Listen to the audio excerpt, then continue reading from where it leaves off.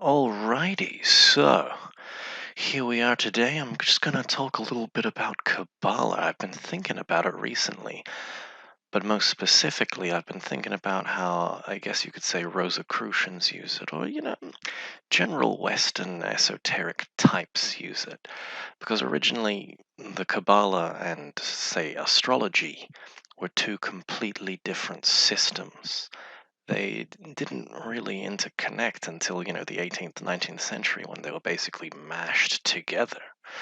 And herein lies the problem, because when they were mashed together, they just kind of went, well, what are we going to do? We'll just slap the heliocentric system onto the spheres. So you have Malkuth, the Earth, you have Yesod, the Moon, you have Hod, Mercury, you have Netzach, Venus, you have the Sun in Tiphareth, Mars in Geburah, and Jupiter in Chesed.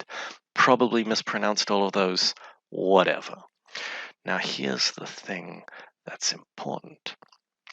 If you really think about this, there are some things here that don't really make sense. Specifically, what I'm talking about is Netzach and Venus and Hod Mercury. So I don't know. I've read, some books, Dion Fortune's Mythical Kabbalah, and some occultists seem to think Yesod is the astral plane, where others think it's the etheric, and then there's these two spheres here, which are kind of weird, like Hod is the mental plane. It has to be mental because it's mercurial. That wouldn't make sense. And then Venus is emotional. Venus is the god of love, so therefore Netzach has to be the astral plane. But this doesn't really fit together. So I'll quote, like, I guess you could say theosophy, which is a part of the Western esoteric tradition, even though, it's overburdened with a lot of Eastern, Hindu, and Buddhist stuff. The theosophists talked about the seven dimensions. And when they talked about them, they talked about the physical, the etheric, and then they placed the astral, and then the mental, and then the causal, and the Buddhic, which would be Geburah, the world of pure consciousness, and then there'd be Chesed, which is the atmic world, or the world of pure spirit. So you have the causal world being the center of Kabbalah. Yeah, that makes sense, I guess. The sun is the center, of the solar system. Therefore, you have Tiphareth in the center of Kabbalah. You have that as the sun. Yeah, makes sense. Chesed, I guess the inner God or the innermost, the higher self to some degree. It's on the masculine side of the. For those who don't know, the Kabbalah is split into three pillars: feminine, neutral, and masculine. The masculine side of the pillar has Jupiter on it. Makes sense. But here on the feminine side of the Kabbalah, we got Mars, the god of war. That doesn't. And this is the consciousness. So I mean, I guess the consciousness fights for us continuously. It makes sense. But here we have Venus and Mercury, and this is where things get a little bit hazy. So I've seen only one other person do this, but this Kabbalah which I'm showing right now is the most popular Kabbalah. But there's one Kabbalah I've seen which is not completely different, but they've basically overlaid the planets differently. Like the guy who made it was a guy who, he claimed to astrally project, so I suppose it's from experience. But he overlaid the planets slightly differently. What he did is he said, this sphere here, Malkuth, is the Earth. Okay, so you have the symbol. And then he said, Yesod is the etheric world, which is governed by the moon. And it's like, okay, well, that's fine. But then he went Hod. He said, Hod is the astral, and it is not mercurial at all, which, once again, very controversial opinion if you're going by via normal Kabbalistic standards in, I don't know, a Rosicrucian school or whatever. He said Hod is also lunar. And it's like, that, just consider this. This kind of makes sense. Because if you think about it, it's on the feminine side of the Kabbalah, and what? The moon is always feminine in most traditions.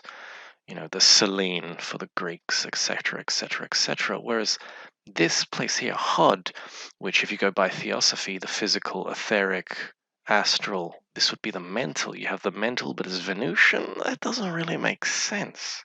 However, if you go by this new system, you have two moons first, then the next one would be Mercury. Hence the mental world. That actually, in the mental world, and then on the masculine side of the Kabbalah, it makes sense. It does. But then, do these make sense? Well, you have this would mean that Tippereth becomes Venusian. And you know what? Venus, emotions, the heart. Tippereth is the center of the Kabbalah, the heart of the Kabbalah. It kind of works. And then what about here? Instead of Mars and Geburah, you have the sun which illuminates and uncovers. This, is kind of makes sense here.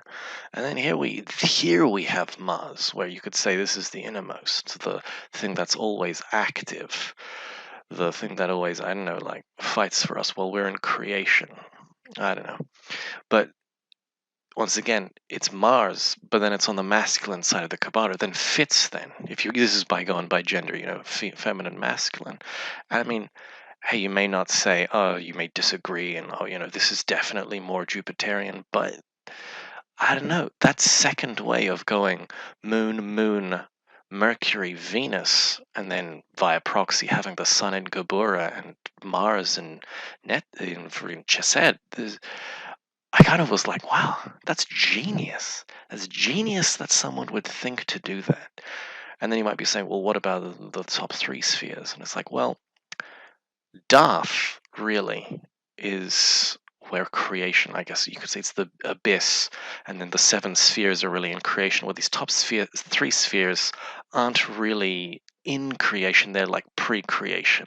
They're the three primary forces of the Taoists, or I don't know, three gunas, or whatever you want to say. So these really shouldn't even be planetary. They shouldn't be associated with any planets because they're beyond them. That technically is what really makes sense about them. And this is where it's like, well, where do you put Jupiter then? Well, this is the whole thing. The Kabbalah was never made with the planets in mind. This is something secondary that occultists just kind of slapped on later.